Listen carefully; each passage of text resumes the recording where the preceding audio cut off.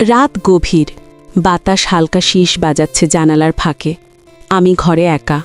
হঠাৎ ধীরে ধীরে কারো পায়ের শব্দ ঘরের মধ্যে ভেসে এলো। মনে হলো কেউ অদৃশ্যভাবে আমাকে দেখছে। চোখ বন্ধ করেও শীতল ভয়ে লাগছে। কাকুও অচেনা অস্থিরতায় দারুণ চুপচাপ বসে আছে। নিঃশ্বাস ফাঁকা হয়ে যাচ্ছে। ঘরের আলো আর ছায়ার খেলা যেন আমাকে আরও রহস্যের মধ্যে টেনে নিচ্ছে। হ্যালো বন্ধুরা, আপনারা কেমন আছেন সবাই? আশা করি অনেক ভালো আছেন। আমি আজকে আপনাদেরকে যে গল্পটি শুনতে যাচ্ছি সেটা শুনলে আপনাদের পাইপ দিয়ে পানি চলে আসবে। সেজন্য সবাই একদম দেখতে থাকুন। আর হ্যাঁ, আমাদের এই চ্যানেলে আপনি যদি নতুন হয়ে থাকেন তাহলে চ্যানেলটিকে সাবস্ক্রাইব করে আমাদের সাথেই থাকুন। চলুন তাহলে কথা না বাড়িয়ে মূল গল্পে আসা যাক। আমার নাম নইমা। আমার ভাই অনিক আর আমি দুজন মিলে গরমের ছুটিতে রূপনগরে কাকাবাড়ি বেড়াতে গেছি। কাকাবাড়ি মানেই তো আনন্দ, কিন্তু এবারের যাওয়া অন্যরকম। কারণ কাকিমা নেই। তিনি কয়েকদিন আগে তার দাদার অসুস্থতার খবর পেয়ে গ্রামে চলে গেছেন। নানা নানি ওখানেই থাকেন, ফলে কাকাবাড়ি যেন অনেকটা শুনশান লাগছিল। কাকুর ফ্ল্যাট ছোট্ট, 2টি ঘর আর রান্নাঘর। ঠিক হলো কাকু আর অনেক এক রুমে থাকবে আর আমি একা থাকবো অন্য রুমে। কথাটা শুনে বুক কেঁপে উঠল, কারণ ছোটবেলা থেকে কাকাবাড়ি গেলে আমি সবসময় কাকিমার সঙ্গেই ঘুমাতাম, গল্প করতাম।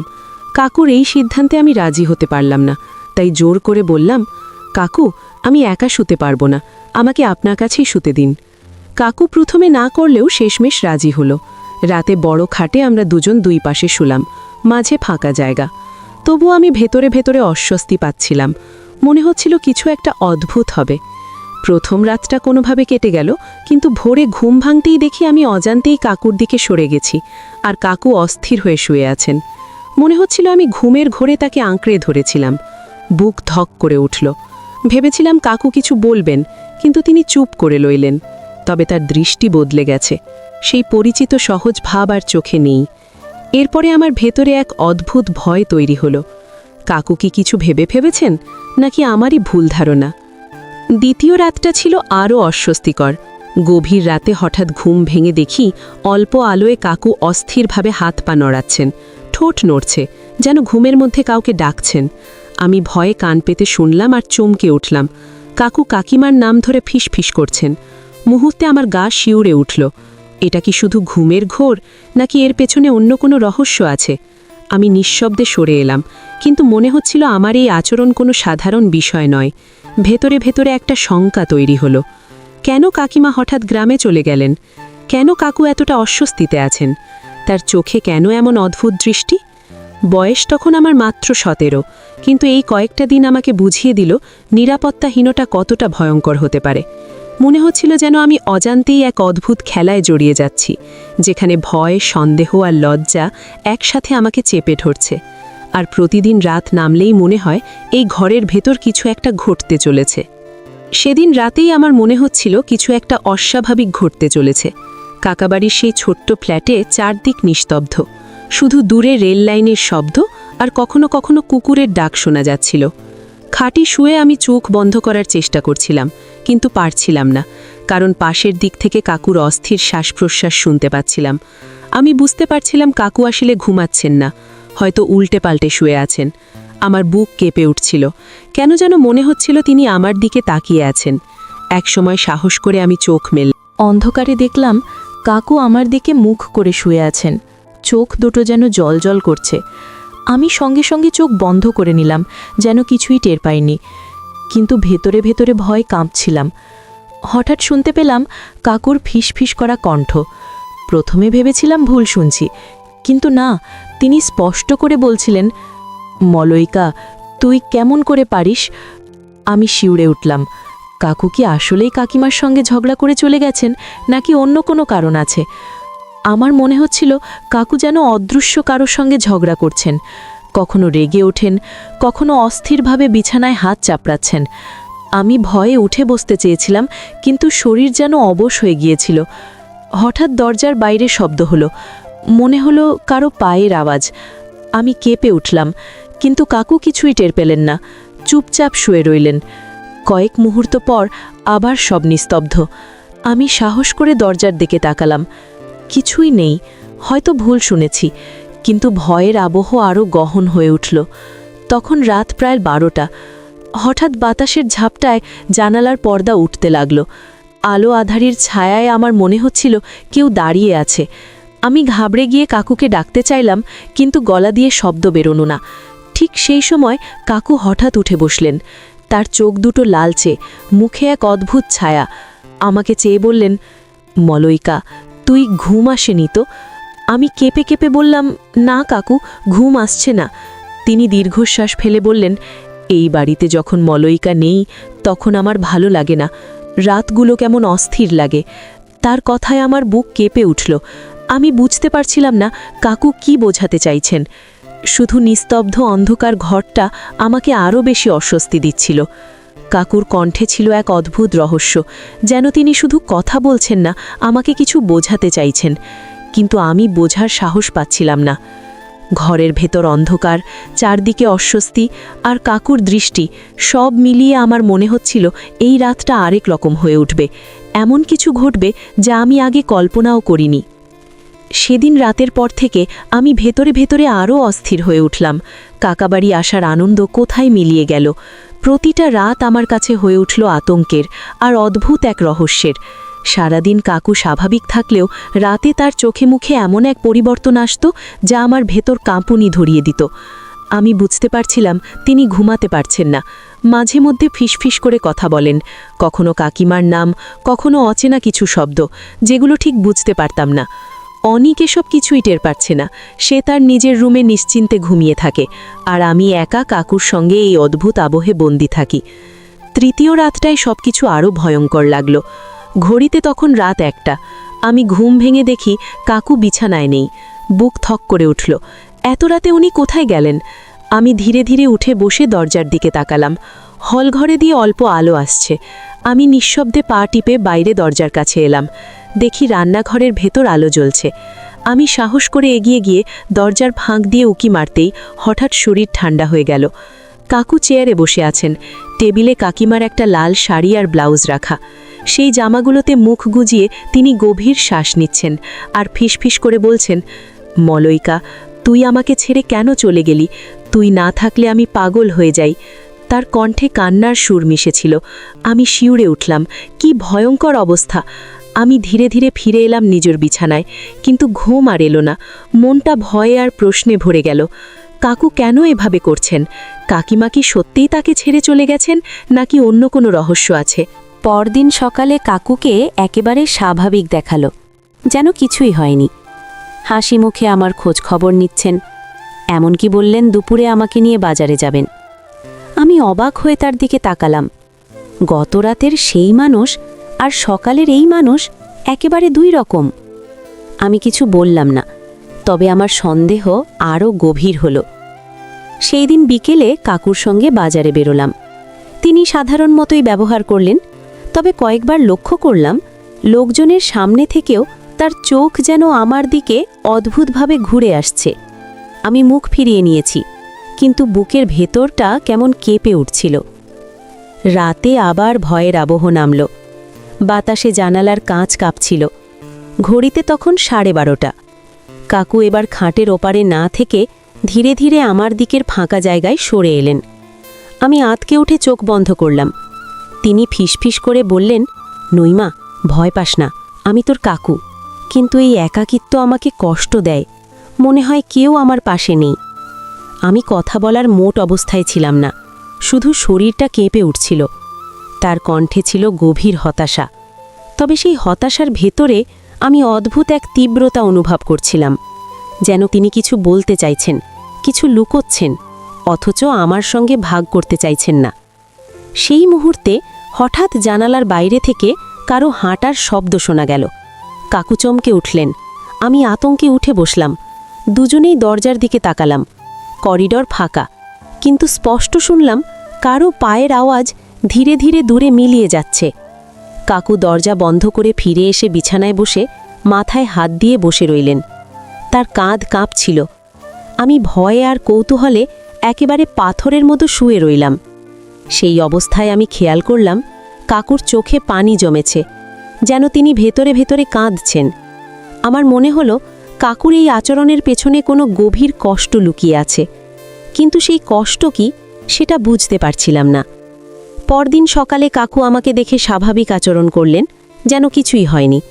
তবে চোখের কোণে ক্লান্তি লেগেছিল। আমি সাহস করে জিজ্ঞেস করতে চেয়েছিলাম, কাকিমা হঠাৎ কেন গ্রামে চলে গেলেন? কিন্তু মুখ থেকে শব্দ বের হলো না। শুধু অনুভব করলাম এর পেছনে কোনো গোপন কারণ আছে। দুপুরে খাবার পর কাকু চুপচাপ বসেছিলেন। তার হাতে ছিল একখানা পুরনো খাতা। খাতার পাতায় কিছু লিখছিলেন। আমি দূর থেকে উকি দিয়ে দেখলাম পাতার উপরে লেখা মলয়িকার চিঠি। আমি চমকে উঠলাম। কাকিমা কি তাকে কোনো চিঠি লিখে গেছেন, নাকি কাকু নিজেই কল্পনার জগতে লিখছেন? আমার মন ভরে গেল হাজারো প্রশ্নে। আমি কিছু বুঝতে পারছিলাম না। শুধু মনে হচ্ছিল কাকুর জীবনে এমন কিছু ঘটেছে যার সঙ্গে কাকিমার চলে যাওয়ার সম্পর্ক আছে, আর সেই রহস্যের জাল ধীরে ধীরে আমাকেও ঘিরে ফেলছে। আমি তখনও জানতাম না সামনে যে রাতগুলো আসছে সেখানে আমাকে এমন সব ঘটনার মুখোমুখি হতে হবে যা আমার জীবনের গতি পাল্টে দেবে।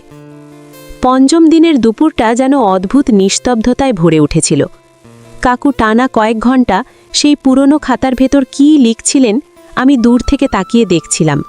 মাঝে মাঝে তিনি থেমে জানালার বাইরে তাকাচ্ছিলেন, আবার কখনো কপালে হাত রেখে দীর্ঘশ্বাস ফেলছিলেন। আমার ভেতরে তখন এক অদম্য কৌতূহল জন্মেছে। এই খাতায় আসলে কি আছে? কেন কাকু এটাকে এত গুরুত্ব দিচ্ছেন? সন্ধ্যায় অনিককে নিয়ে কাকু বাইরে বেরোলেন। বাজারে যাবেন বললেন। আমি একা ঘরে রইলাম। মন টানছিল সেই খাতার দিকে। সাহস সঞ্চয় করে আস্তে আস্তে টেবিলের দিকে গেলাম। খাতাটা তখনও খোলা ছিল। পাতার উপরে লেখা মলয়িকার চিঠি। বুক ধক করে উঠল। হাত কাঁপতে কাঁপতে আমি করতে শুরু করলাম। খাতা এক নিঃশ্বাসে পড়ে থেমে গেলাম। মাথার ভেতর হাজারটা প্রশ্ন ঘুরছিল। কাকু কি সত্যিই কোনো ভুল করেছেন? কাকিমা কি সেই ভুলের কারণে তাকে ছেড়ে চলে গেছেন, নাকি এর ভেতরে আরও কোনো অজানা কাহিনী আছে? খাতাটা বন্ধ করে আমি চুপচাপ বসে পড়লাম। তখনই দরজার বাইরে থেকে কারো হাঁটার শব্দ পেলাম। বুক কেঁপে উঠল। ধীরে ধীরে দরজার কাছে গিয়ে কান পাতলাম। করিডর দিয়ে কারো হেঁটে যাওয়ার শব্দ ভেসে আসছে। দরজার ফাঁক দিয়ে উকি মেরে দেখি ছায়া মূর্তির মতো একটা অবয়ব ধীরে ধীরে সিঁড়ির দিকে চলে যাচ্ছে। আমি স্পষ্ট বুঝতে পারলাম এটা কাকু নন, কারণ উনি তো বাইরে গেছেন অনিকের সঙ্গে। আমার বুকের ভেতরটা কেঁপে উঠল। এ বাড়িতে তাহলে আরও কেউ আছে, নাকি আমি ভ্রম দেখছি? কিছুক্ষণ পর কাকু আর অনিক ফিরলেন। কাকুর চোখে তখনও সেই ক্লান্তি আর অস্থিরতা লেগে আছে। আমাকে দেখে মৃদু হেসে বললেন, নইমা, ভয়ের কিছু নেই, আমি আছি। তবু আমি কিছু বললাম না, শুধু চুপ করে তাকিয়ে রইলাম তার দিকে। মনে হচ্ছিল তিনি যতটা বলেন তার চেয়ে অনেক কিছু গোপন করেন। রাত নামতেই ভয়ের আবহ আবার নেমে এলো। বাতাসে জানালার কাঁচ কাঁপছিল। ঘড়িতে তখন প্রায় 12টা। আমি বিছানায় শুয়ে আছি, কিন্তু চোখে ঘুম নেই। কাকু ধীরে ধীরে উঠে বসে পড়লেন। আবার সেই ফিসফিসানি, আবার কাকিমার নাম। আমি ভয়ে জমে যাচ্ছিলাম। ঠিক তখনই হঠাৎ রান্নাঘর থেকে থালাবাটির শব্দ হলো। কাকু চমকে উঠলেন। আমি আতঙ্কে উঠে বসলাম। দুজনেই ধীরে ধীরে রান্নাঘরের দিকে এগোলাম। আলো জ্বালাতেই দেখি থালাবাটি সব মেঝেতে ছড়িয়ে আছে। কিন্তু আশ্চর্যের ব্যাপার হলো ঘরে তো আমরা ছাড়া আর কেউ নেই।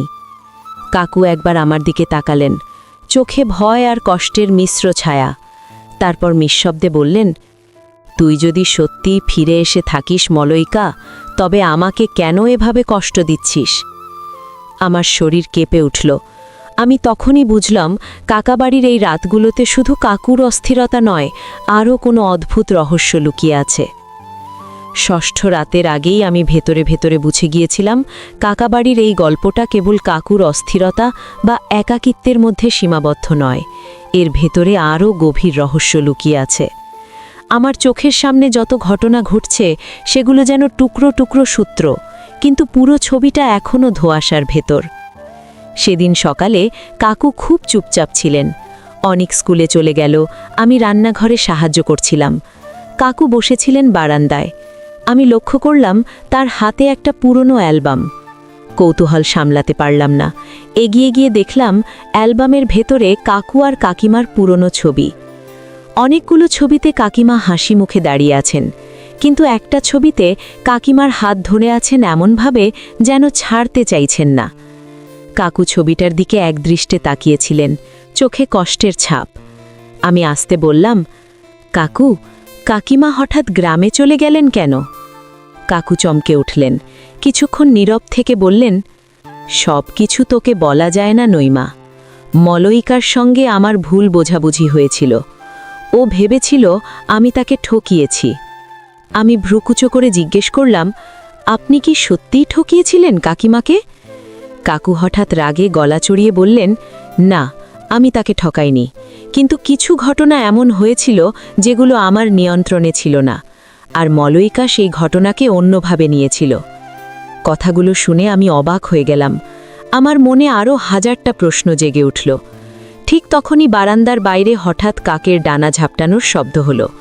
কাকু চমকে উঠে তাকালেন, তারপর ছবির অ্যালবামটা হঠাৎ জোরে বন্ধ করে রাখলেন। আমি ভান করলাম ঘুমাচ্ছি।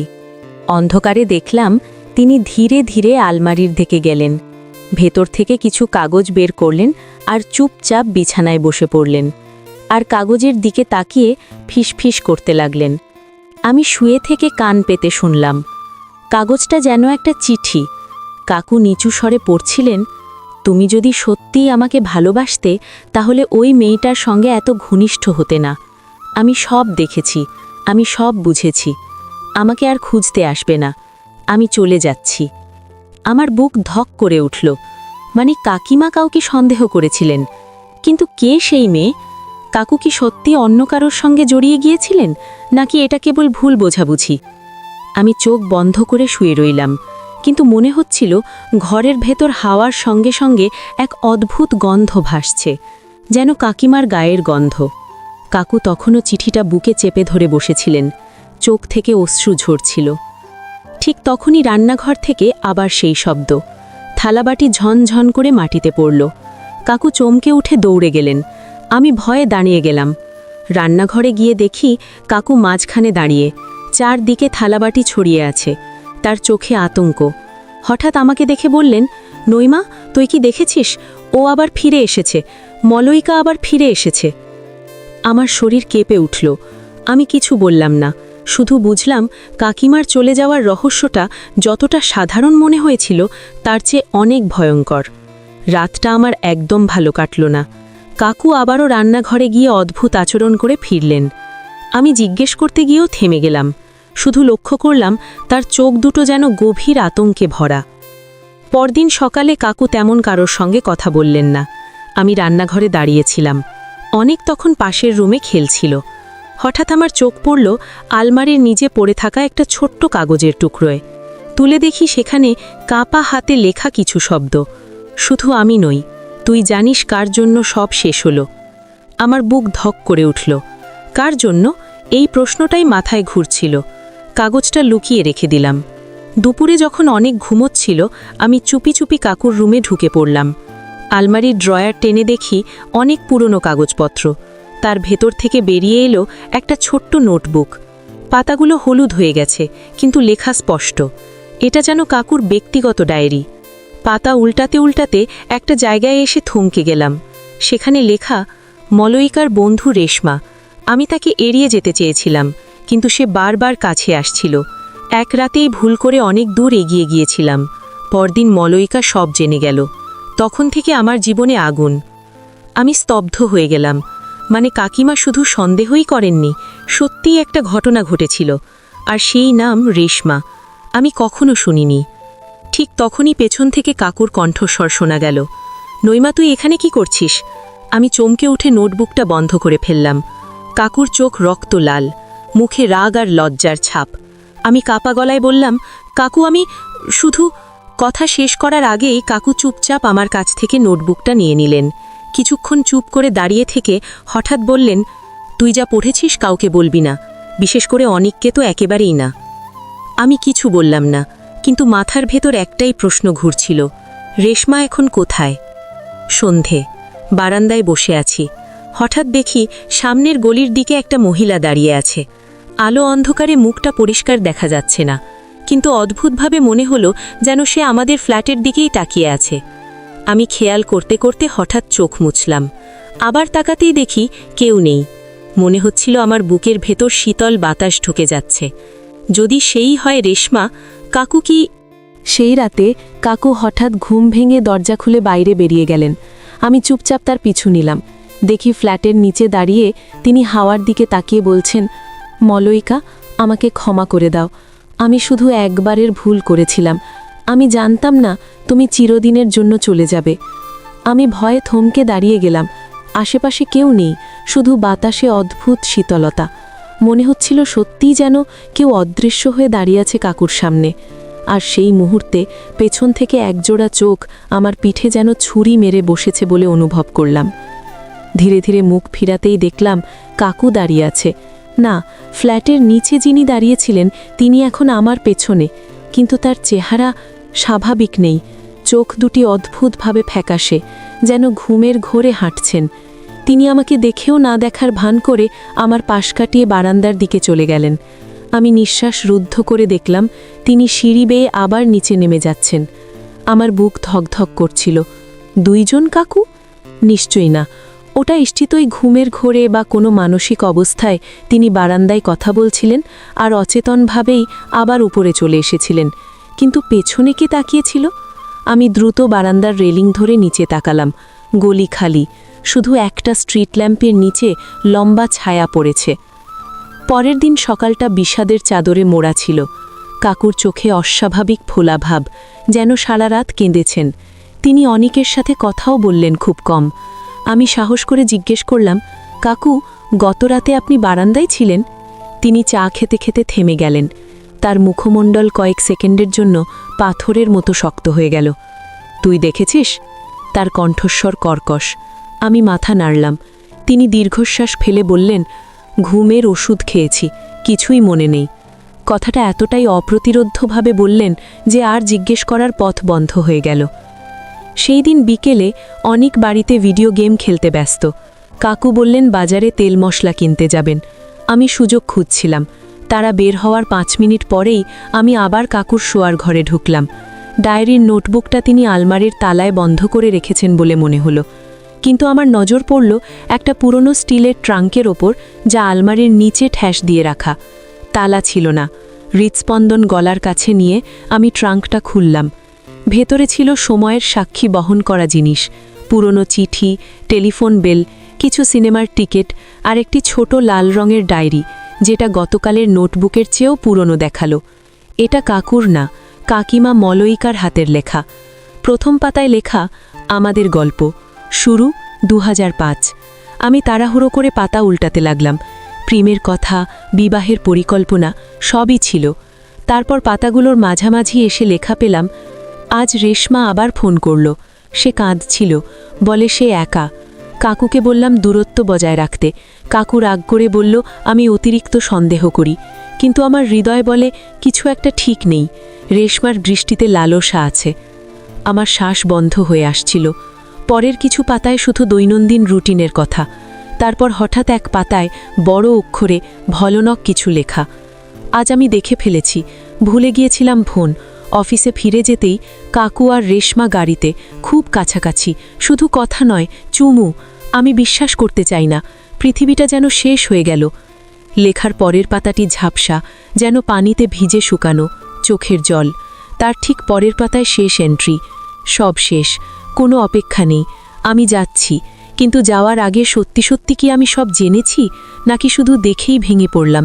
একটা শেষ কথা শোনার অধিকার আমার আছে, কিন্তু কাউকে বিশ্বাস করতে পারছি না, বিশেষ করে তাকে। ডায়েরি এখানেই শেষ।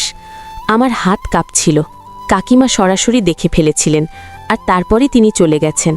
কিন্তু যাচ্ছি মানে গ্রামে নাকি? আমার মাথা ঘুরছিল। ঠিক তখনই পাশের রুম থেকে অনেকের জোরে হাঁচির শব্দ এলো।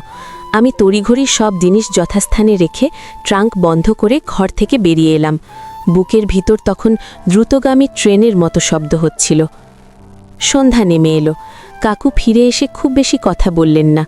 রাতের খাওয়া শেষ করে তিনি বারান্দায় গিয়ে দাঁড়ালেন, মুঠো ভর্তি তামাক পাতা নিয়ে। আমি রান্নাঘরে বাসন মাজছিলাম। হঠাৎ বারান্দা থেকে তার করুণ স্বর ভেসে এলো, মাফ করে দাও, একটা ভুলের জন্য সব শেষ করে দিলি। আমার বাসন হাত থেকে পিছলে পড়তে পড়তে রক্ষা পেল। জানালা দিয়ে উকি দিয়ে দেখি তিনি একা কথা বলছেন না, তার দৃষ্টি নিচের গলির দিকে। আমি সেই দিকে তাকাতেই রক্ত হিম হয়ে গেল। সেই মহিলা আবার সেখানে দাঁড়িয়ে, আজ একটু বেশি আলোর কাছে। লম্বা চুল, একটা সাধারণ শাড়ি, কিন্তু মুখটা এখনো স্পষ্ট দেখা যাচ্ছে না। সে যেন সোজা বারান্দায় কাকুর দিকে তাকিয়ে আছে। আমি আতঙ্কে পা বাড়াতেই একটা বাটি লাফিয়ে পড়ে টুং শব্দ করে মেঝেতে পড়ল। শব্দ শুনে কাকু ঘুরে দাঁড়ালেন। আমি দ্রুত মাথা গুজলাম। যখন আবার তাকালাম, কাকু ভেতরে চলে এসেছেন, মুখ সাদা হয়ে গেছে। আর গলিতে কেউ নেই। তুই দেখেছিস?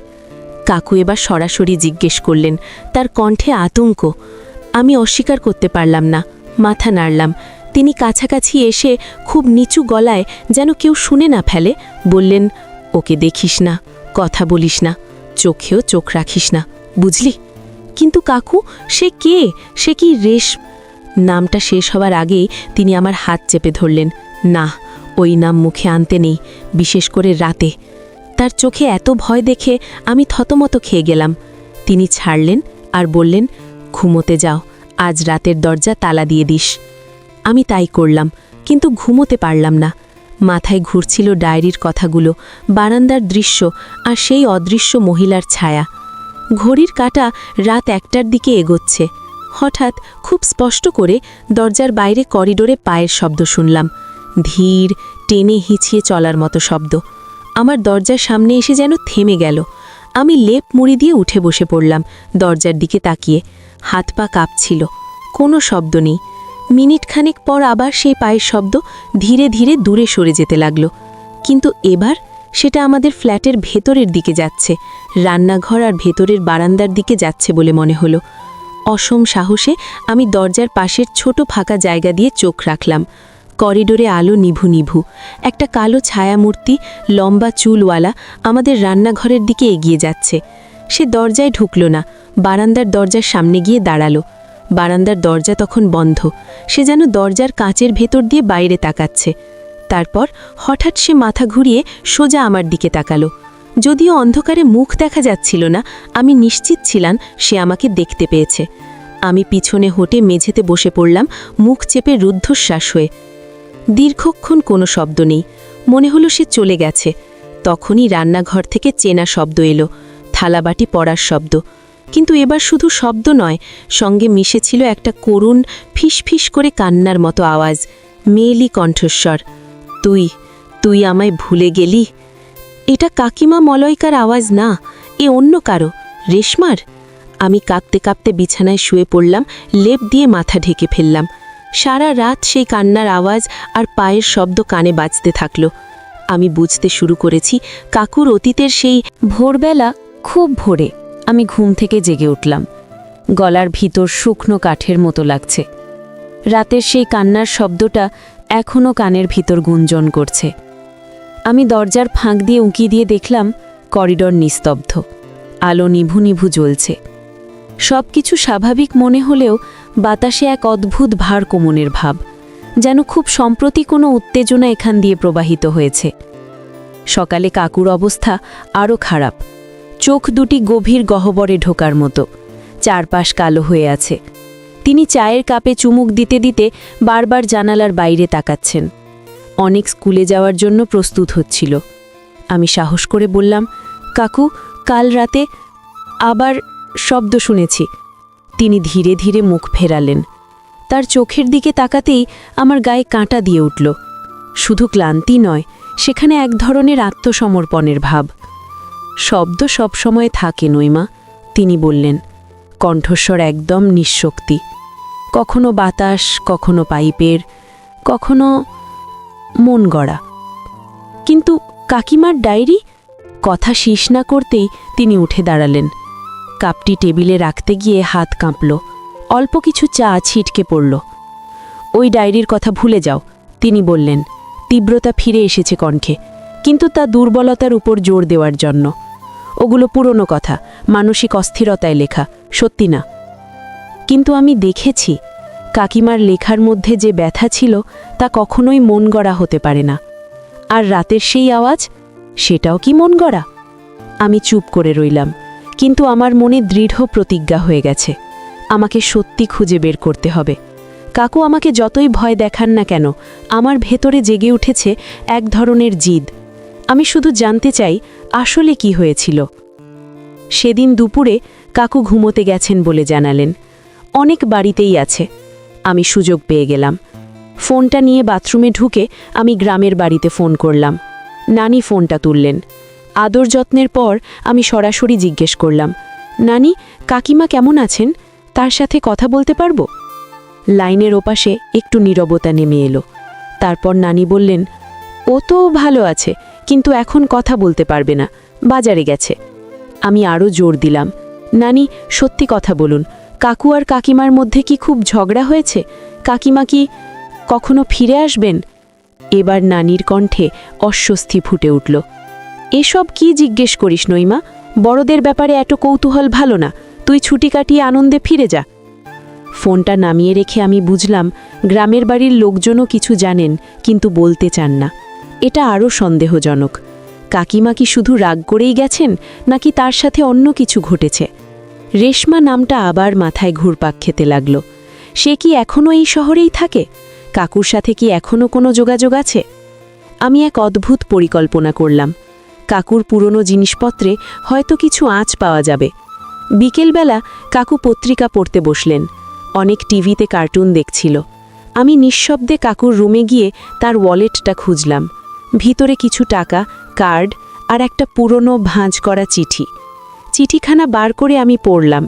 লেখা খুব অগোছালো, কালির দাগ লেগেছে। তুমি কথা দিয়েছিলে। আমি তড়িঘড়ি চিঠি ওয়ালেটে রেখে দিলাম। আমার মাথা গরম হয়ে উঠেছে। কি ভয়ানক সম্পর্ক! এই রেশমা কি বিপজ্জনক? সে কি এখনও জীবিত, নাকি? রাতের সেই ছায়ামূর্তির কথা মনে পড়তেই শিউরে উঠলাম। সন্ধ্যা নেমে এলো। আজকের রাতটা যেন আগের চেয়েও ভারী মনে হচ্ছিল।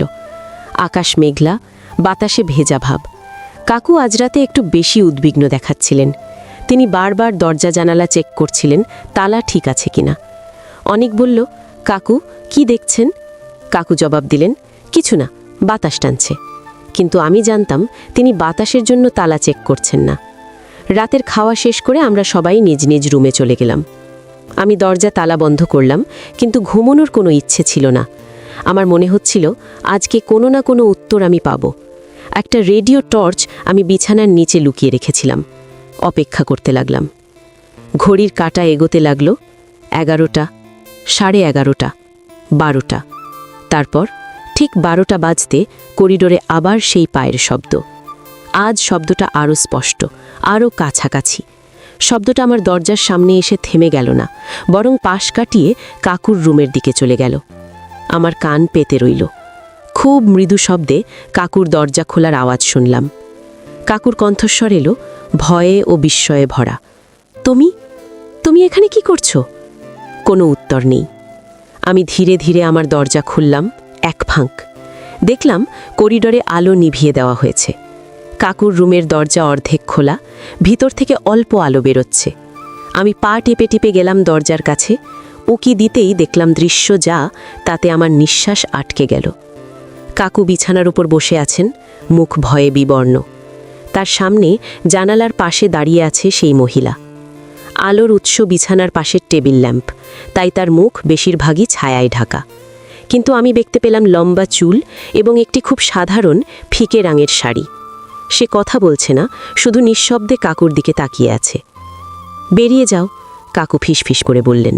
তার কণ্ঠে করুণ অনুরোধ। এবার যাও, আমি ক্ষমা চেয়েছি, মলয়িকাও চলে গেছে, তুমি কি চাও? মহিলা মাথা একটু কাত করল। খুব ধীরে একটু একটু করে সে বিছানার দিকে এগোতে লাগল। কাকু পিছিয়ে গেলেন, পিঠ ঠেকে গেল দেওয়ালে। আমি দেখলাম কাকুর চোখে অশ্রু জমেছে। দয়া করো রেশমা, তিনি কেঁদে বললেন। দয়া করো, আমাকে ছেড়ে দাও। রেশমা নামটা নিশ্চিত হলো। আমার হৃৎস্পন্দন গলার কাছে। রেশমা কাকুর খুব কাছে চলে এলো। তারপর সে হাত বাড়ালো। আমি ভেবেছিলাম সে কাকুকে আঘাত করবে, কিন্তু না, সে হাত বাড়ালো কাকুর গাল স্পর্শ করতে। খুব হালকা স্পর্শ। কাকু থরথর করে কাঁপতে লাগলেন। রেশমার কণ্ঠস্বর এলো, খুব মিহি, খুব করুণ, কিন্তু তাতে এক অদ্ভুত ঠান্ডা ভাব।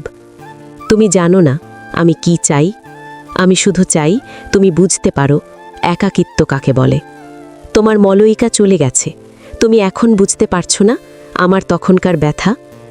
তার কথা বলার ধরন খুব স্বাভাবিক, কিন্তু সেই স্বাভাবিকতার মধ্যেই ছিল অস্বস্তিকর অশরীরী ভাব। কাকু কাঁদতে লাগলেন।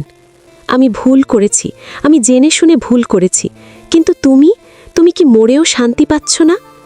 এই কথা শুনে রেশমা পিছুয়ে গেল। মরেছি? তার কণ্ঠে হাসির ছটা মিশেছিল, কিন্তু সেই হাসি কখনোই মুখ পর্যন্ত পৌঁছায়নি। এই কথা শুনে আমি আতঙ্কে পিছিয়ে গেলাম। পিঠ ঠেকে গেল করিডোরের দেওয়ালে। ঠিক সেই মুহূর্তে রেশমা মাথা ঘুরিয়ে সোজা অর্ধেক খোলা দরজার দিকে, আমার লুকিয়ে থাকার জায়গার দিকে তাকালো। অন্ধকারেও আমি অনুভব করলাম সে আমাকে দেখতে পেয়েছে। তারপর এক ঝলক ঠান্ডা হাওয়ার মতো সে কাকুর রুমের আলো নিভিয়ে দিল। অন্ধকারে শুধু কাকুর হাপিত্যের শ্বাস আর আমার নিজের দ্রুত হৃৎস্পন্দন ছাড়া কিছুই শুনলাম না। কয়েক মিনিট পর আলো জ্বলল। আমি সাহস করে আবার উকি দিলাম। কাকুর রুমে তিনি একা। তিনি বিছানায় শুয়ে আছেন, 2 হাত মুখ ঢেকে, কাঁধ কাঁপছে নীরব কান্নায়। রেশমা কোথায়? দরজা জানালা সব বন্ধ। সে যেন বাষ্প হয়ে মিলিয়ে গেল। আমি আমার রুমে ফিরে গিয়ে দরজা বন্ধ করলাম। আমি স্পষ্ট শুনলাম কাকুর কথোপকথন। রেশমা মারা যায়নি? তাহলে সে কি? এই অবস্থায় সে কিভাবে ঘরে ঢুকল?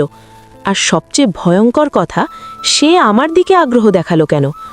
আমি জড়িয়ে পড়েছি এমন এক গভীর রহস্যের মধ্যে যেখান থেকে বেরোনোর পথ খুঁজে পাওয়া কঠিন হবে। কিন্তু আমি এখন পিছিয়ে যেতে পারবো না। আমাকে জানতে হবে রেশমা আসলে কি, আর এই ফ্ল্যাটের রাতগুলোতে যা ঘটছে তার শেষ কি। পরের দিনটা ছিল ভীষণ ক্লান্তিকর। কাকু যেন প্রায় ধ্বংসস্তূপে পরিণত হয়েছেন। তিনি সকালেই উঠে বাথরুমে ঢুকেছিলেন আর দীর্ঘক্ষণ বের হননি। অনিকও যেন পরিবারের অস্বস্তির আবহ টের পেয়েছে। সে খুব চুপচাপ হয়ে গেছে। আমি আমার রুমের জানালায় দাঁড়িয়ে সামনের গলিটার দিকে তাকালাম। সকালের আলোয় সবকিছুই স্বাভাবিক লাগছিল। রাস্তায় লোকজন, দোকানপাট খুলছে। কিন্তু আমি জানতাম এই স্বাভাবিকতার নিচে একটা অস্বাভাবিক সত্য লুকিয়ে আছে, যে সত্য শুধু রাত্রিবেলাই তার মুখোখুলি খোলে। আমি একটা সিদ্ধান্ত নিলাম, কাকুর কাছ থেকে সত্যি কথা বের করে আনতে হবে। ভয় দেখিয়ে নয়, বোঝাতে হবে যে আমি জানি আর একা সামলাতে তিনি পারছেন না। দুপুরের খাবারের পর অনেক যখন ঘুমোতে গেল, আমি কাকুর সামনে বসলাম, যে তিনি বারান্দায় বসে তামাক পাতা ভাঙছিলেন। কাকু, আমি খুব শান্ত গলায় বললাম, আমি গতরাত দেখেছি, আমি সব শুনেছি। তার হাত থেমে গেল। তিনি মাথা না তুলেই বললেন, কি দেখেছিস? কিছুই না, তোর ভুল হয়েছে। রেশমার কথা শুনেছি। আমি জোর দিয়ে বললাম, আপনি বলেছেন দয়া করো রেশমা, আমাকে ছেড়ে দাও। সে জবাব দিয়েছে, সে বলেছে সে মরেনি, সে বলেছে সে সর্বদা আপনার চারপাশে আছে। কাকু ধীরে ধীরে মুখ তুলে তাকালেন। তার চোখে তখন কোনো রাগ নেই, আছে শুধু এক গভীর অবর্ণনীয় ক্লান্তি আর ভয়।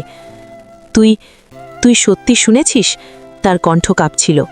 হ্যাঁ, আমি বললাম, আর কাকিমার ডায়েরিও পড়েছি। আমি জানি আপনি আর রেশমার মধ্যে কিছু হয়েছিল, আর সেটা তারপর একদিন কাকুর গলায় কান্না ভেসে এলো। রেশমা ফোন করে বলল সে গর্ভবতী। আমি বিশ্বাস করিনি। আমি ভেবেছিলাম সে ফাঁদে ফেলতে চাইছে। আমি খুব কঠিন কথা বলে ফেললাম। বললাম সে মিথ্যাবাদী, সে যেন আমার জীবনটা নষ্ট না করে। কাকু থামলেন, মুখে হাত দিলেন। তার পরের দিন সন্ধ্যায় পুলিশ ফোন করল। রেশমা তার বাসার খাটের সাথে শাড়ি বেঁধে আত্মহত্যা করেছে। একটি নোট রেখে গেছে। তাতে লেখা ছিল, তুমি বলেছিলে আমি তোমার জীবন নষ্ট করছি, এখন আমি আমার জীবন নষ্ট করলাম। আশা করি তুমি শান্তিতে থাকতে পারবে। কিন্তু সে ভুল বলেছিল। সে আমাকে কখনো শান্তি দিল না। কাহিনী শুনে আমার গা অবশ হয়ে আসছিল। ভয়ানক ট্র্যাজেডি। কিন্তু কাকিমা, তিনি কি জানতেন? পুলিশের ফোনের সময় মলয়িকা পাশেই ছিল, কাকু বললেন অশ্রু মুছতে মুছতে। সে সব শুনে ফেলল। তখনই সে সব বুঝতে পারল। আমি মিথ্যা বলেছিলাম যে রেশমার সাথে আমার কোনো সম্পর্ক নেই। সে দেখেছিল আমাদের গাড়িতে। তারপরও আমি মিথ্যা বলেছি। মলয়িকা সেদিন কিচ্ছু বলেনি, কিন্তু পরের দিনই সে বলল তার দাদা অসুস্থ, গ্রামে যেতে হবে। সে চলে গেছে, আর ফেরেনি। ফোনেও খুব কম কথা বলে। আমি জানি সে আমাকে ক্ষমা করেনি, আর রেশমা, সে তো ছাড়বেই না। কিন্তু সে এখন আসছে কিভাবে? আপনি বললেন আত্মা? আমি জানি না, কাকু হতাশায় বললেন। সেই ঘটনার পর থেকেই মাঝে মাঝে অনুভব করতাম কেউ দেখছে। তারপর থেকে এই ফ্ল্যাটে থাকা শুরু করলাম। এখানে এখানে সেটা আরও জোরালো হয়েছে, বিশেষ করে মলয়িকা চলে যাবার পর থেকে। যেন তার অনুপস্থিতিতে রেশমা আরও শক্তি পেয়েছে। শব্দ হয়, জিনিসপত্র নড়ে, আমি তাকে দেখি, শুনি। তুইও দেখছিস। আমি পাগল হয়ে যাচ্ছি নইমা। এখন সবকিছু পরিষ্কার হলো, কিন্তু পরিষ্কার হওয়াই সবচেয়ে ভয়ঙ্কর। আমাদের সাথে শুধু কাকুর অপরাধবোধই নেই, আছে একটি আটকে থাকা ক্ষুব্ধ আত্মা, যে মৃত্যুর পরেও ভালোবাসা, প্রতিশোধ আর একাকিত্বের বোঝা বহন করছে। আমরা কি করব? আমি জিজ্ঞেস করলাম। কাকু হালকাভাবে মাথা নেড়ে বললেন, কিছু করার নেই, আমাকে ভোগ করতে হবে। এটাই আমার শাস্তি। তুই আর অনেক নিরাপদে থাক, কিছুদিন পর ছুটি শেষ হলে চলে যা। কিন্তু আমি রাজি হলাম না। এভাবে চলে যাওয়া মানে কাকুকে এই অবস্থায় ফেলে রেখে যাওয়া, আর রেশমাকেও না, তাকেও শান্তি দরকার। আমার মনে পড়ল আমার এক বন্ধুর দাদু, যিনি এসব বিষয় কিছুটা বুঝতেন।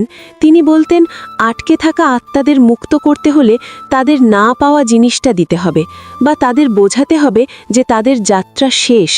সেদিন সন্ধ্যায় আমি একটা পরিকল্পনা করলাম, খুব বিপজ্জনক, কিন্তু শুধু এটাই পথ বলে মনে হলো। রাত নামল।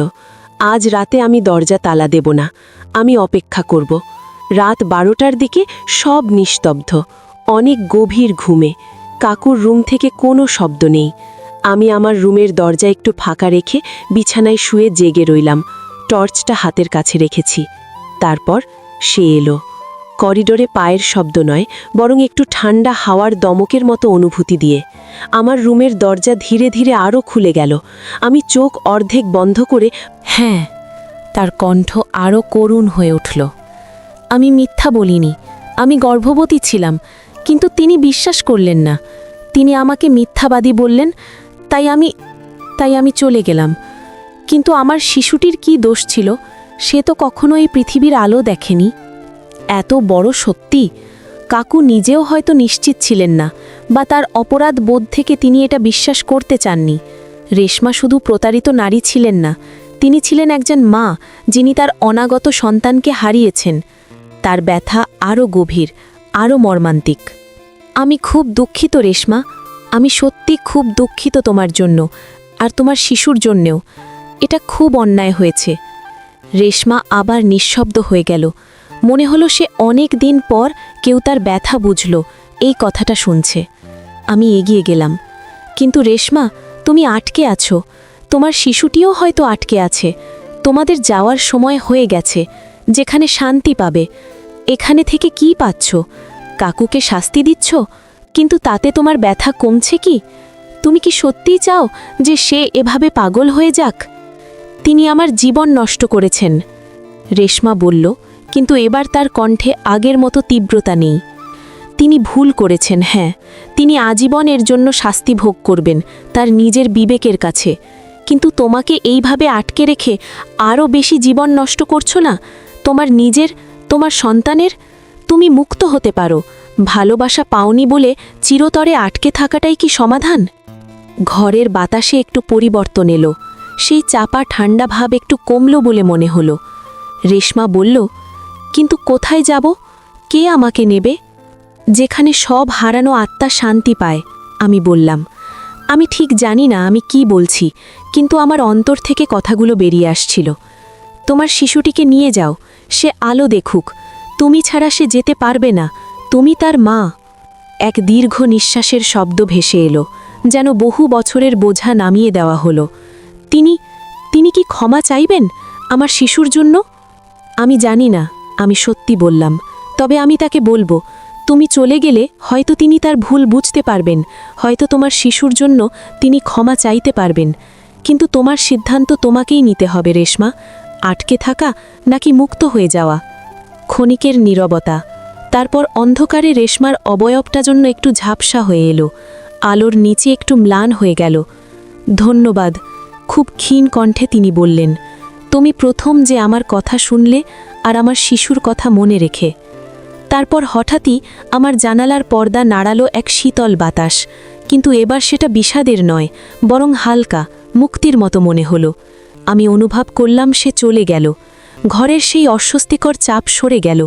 আমি দরজার দিকে তাকালাম। কাকু দাঁড়িয়েছিলেন, তার মুখে অবিশ্বাস আর অশ্রু।